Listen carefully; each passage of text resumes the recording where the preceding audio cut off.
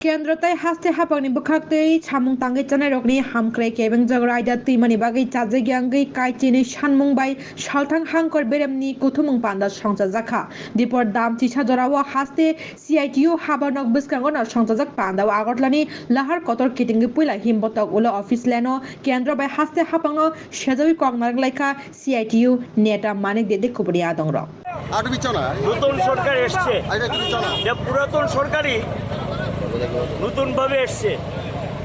আমরা CITU all India meeting হয়েছে গত 17-18 গত জুন মাসে।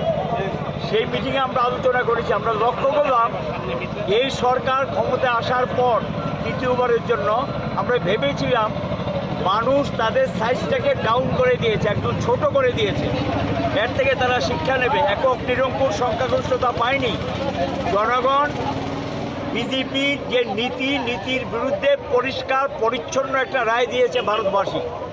কিন্তু সরকারে এসেই ওই একই কায়দায় তারা তাদের নীতিগুলি কার্যকরী করতে শুরু করেছে। প্রথম যেমন শ্রম কোডের যে রুলসটা সেটা কার্যকরী করার জন্য তারা পদক্ষেপ নেওয়ার সিদ্ধান্ত নিয়েছেন। রাজ্যগুলিকে দিয়ে এটা কার্যকরী করতে শুরু করেছেন। সারা ভারতবর্ষের ঠিকা শ্রমিক একটা প্রথা শুরু হয়েছে এবং এই ঠিকা শ্রমিকের নামে মানুষের উপর অত্যাচার চলছে। 18 ঘন্টা 12 ঘন্টা কাজ করায় মজুরি দেয় 7,000, 8,000, 10,000 টাকা। এতে তাদের শ্রমটাকে চুরি করছে সরকার, রাজ্য সরকার, কেন্দ্রীয় সরকার বিভিন্ন এই সমস্ত এগুলো করছে। এই যারা আছে আউটসোর্সিংয়ের নামে, ঠিকাদারির নামে যাদেরকে এইভাবে সারাদিন কাজ করিয়ে পয়সা দেয় না, এটার বিরুদ্ধে সকল অংশের মানুষকে ঐক্যবদ্ধ করে রাস্তায় নামানোর সিদ্ধান্ত হয়েছে। যারা অঙ্গনারী ওয়ার্কার সারা দেশে সমানভাবে বেতন পায় না, নির্দিষ্ট সময় বেতন পায় না। আশা ওয়ার্কাররা নির্দিষ্ট সময় বেতন পায় না। মিড ডে মিল ওয়ার্কার নির্দিষ্ট সময় বেতন পায় না। আমাদের রাজ্যে যারা পাম্প অপারেটর তারা বেতন পায় না।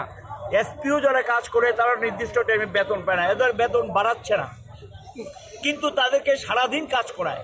এই যে সুপ্রিম কোর্টের রায় আছে সম কাজে সমমজুরি, কিন্তু দিচ্ছে না। আমরা বলেছি 26,000 টাকার নিচে কোনো মজুরি দেওয়া যাবে না।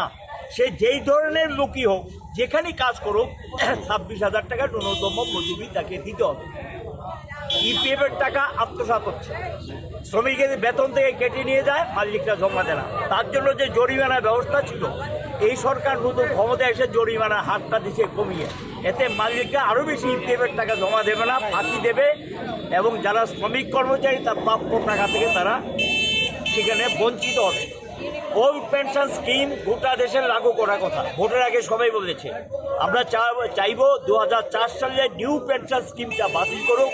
ত্রিপুরার যে এটা কার্যকরী করেছে বিজেপি গভর্নমেন্ট আসার পর 1 জুলাই 2018, আমরা চাইব এই নিউ পেনশন স্কিমটাকে বাতিল করে ওল্ড পেনশন স্কিম যেটা সেটা লাগু করার জন্য আমরা দাবিতে রেখেছি। জিনিসপত্রের দাম বাড়ছে, এটা প্রতিবাদ আমরা করছি।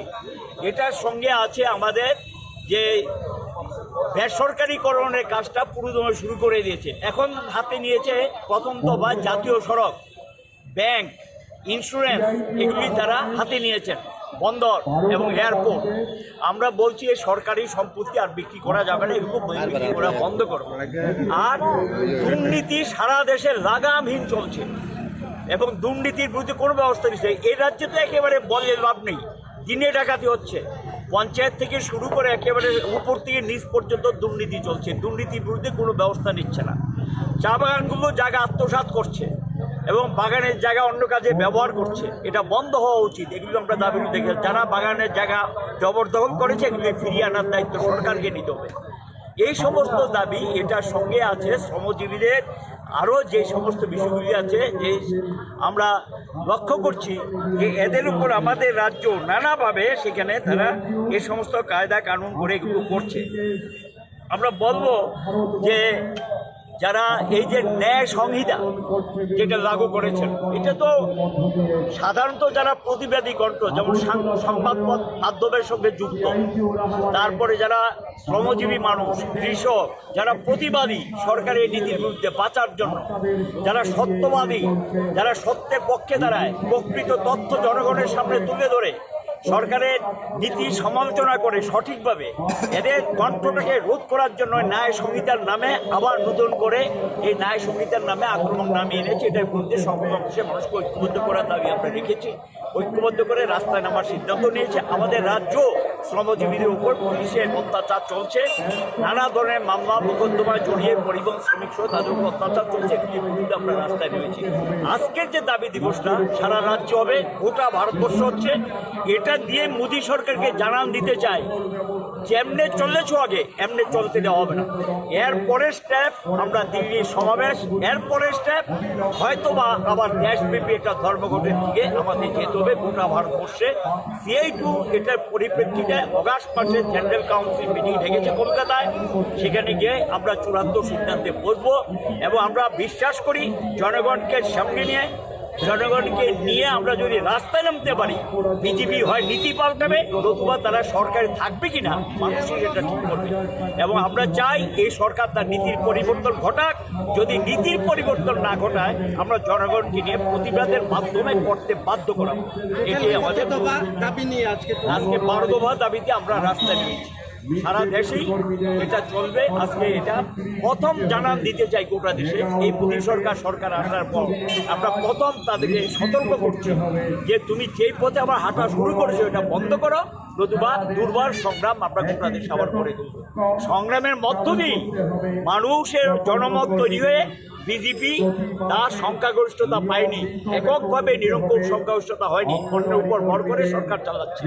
আমরা বিশ্বাস করি মানুষকে নিয়ে যদি রাস্তায় নামতে পারি এটাকে প্রতিবাদ করা সম্ভব, এটাকে রুখে দেওয়া সম্ভব। এই দায়িত্ব আমরা নিতে চাই।